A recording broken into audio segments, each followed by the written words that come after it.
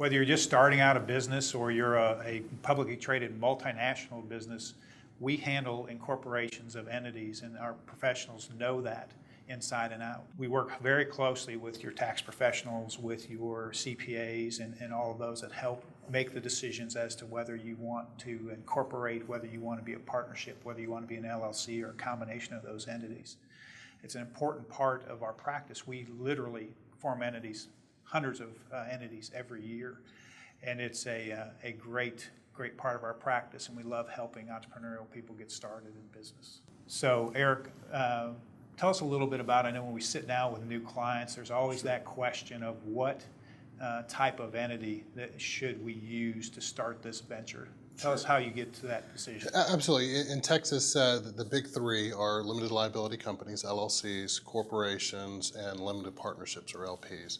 And usually people have a pretty good understanding of a limited liability company. They know they need to form something. So a limited liability company is oftentimes a pretty attractive option. Out of the two, between a limited liability company and a corporation, you're going to get the same protection, but generally a LLC will provide you a little bit more flexibility. So that is what makes it attractive for some of our clients. Brian, I know you're relatively new to the practice, but you've been very involved in your time with the firm and sitting down with clients who are brand new to creating a business and having those discussions. What are the questions they ask you when they're brand new and they don't understand whether they ought to be incorporating or what they should be doing to start a business?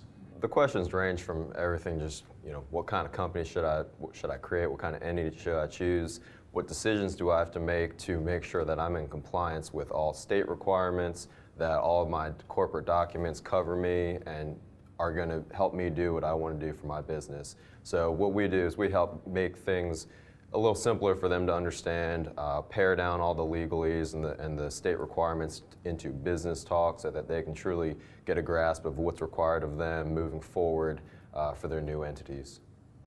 That's great. We have a lot of clients, Eric, I know that come to us that are longtime clients, have entities that they already have in existence.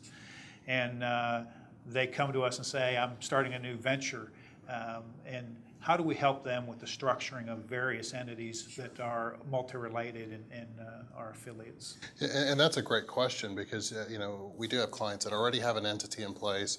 And one thing that we always make sure of is to make sure that the entity that they do have is in compliance, that they're keeping up with all the filings and recordings. And sometimes when you have an individual that owns a company, they can get a little bit lax with their documents. So that's one of the services that we provide, and it's been really helpful for clients, is making sure that their documents are in compliance.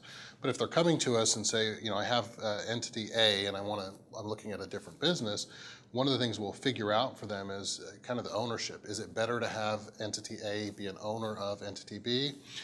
Or could we set those up potentially as subsidiaries? Is there a parent-subsidiary relationship? Or could it be same ownership? So, and it's really important when there is another entity in place to make sure that we properly incorporate that into the new entity. So it's something that clients do often, that we've worked with a lot of clients on to make sure that they're in compliance. One of the barriers we always deal with when people come to us for corporations or how they want to handle setting up a new entity is if there's more than one partner dealing with the issue of how those partners relate on an ongoing basis. Brian, tell us a little bit about the buy-sell and the things that we have to do to make sure that people are protected on an ongoing basis when they start a new entity.